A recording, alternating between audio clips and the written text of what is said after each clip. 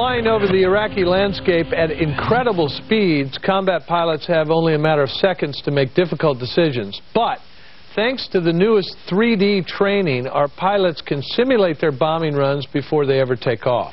John Burwell, a senior director of the government industries team at SGI, joins us now with a preview of some of this pre-flight war simulation.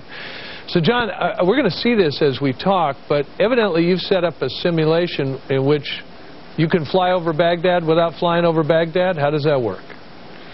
Well, what we've done is taken satellite imagery, and we've used software from the Harris Corporation running on our high-performance computer systems to replicate what Baghdad looks like in very distinct detail. So all the buildings are there, all the details on the buildings that troops would see if they went into the area. And this is a powerful tool to familiarize them with the area so that when they have to go into combat, that they'll be ready because they've already been there in the virtual world. Now, do we have any experience with this? Do we know how a training virtually, as we're seeing on the screen now, works out when the real guys in the real planes are flying over the real city dropping real bombs?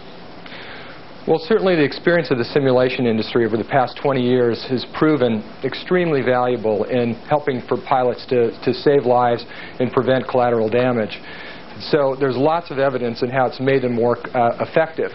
With some of the newer technologies they have that can make it even more accurate, what we're able to do now is look at urban warfare, where you can get right down there on the ground.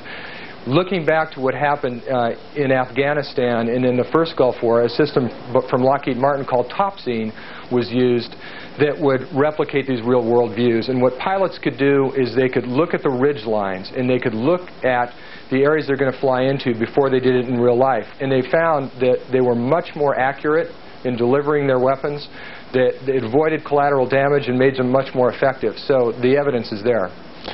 And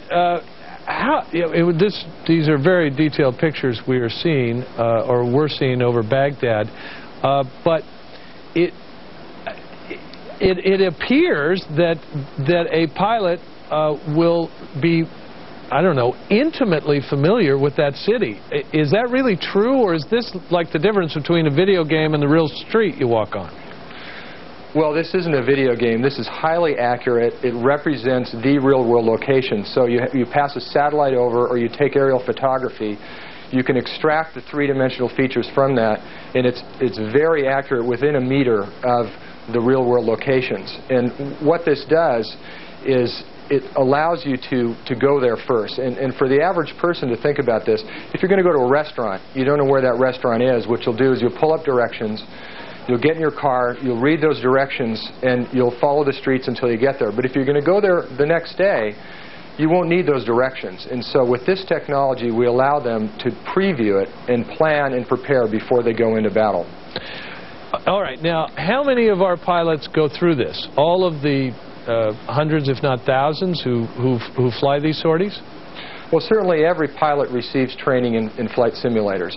There's a limited number that actually receive the mission rehearsal capability that is shown here.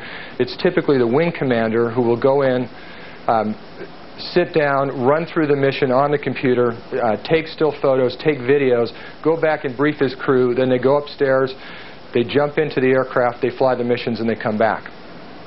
What is the difference it will make if Saddam Hussein has set off oil fires and there's a huge amount of smoke and he's shelling his own neighborhoods in his own city and he's creating a lot of this damage that we might be blamed for? How does that change what a pilot sees in the simulator versus reality? Well, that's the beauty of the simulation. What you can do with simulation is you can set it for different weather conditions. You can set different environmental conditions. So you can simulate smoke, fire, and you allow the pilot to fly at night, during the day, to practice the missions so that if they go in there and there are fires, if there is smoke, what the pilot will be is prepared to complete the mission and avoid collateral damage. John Burwell, Senior Director of Government Industries, the Government Industries team at SGI, which is a very famous graphics company. John, thanks very much. We appreciate it. Thank you very much, John. Still ahead on The Big Story.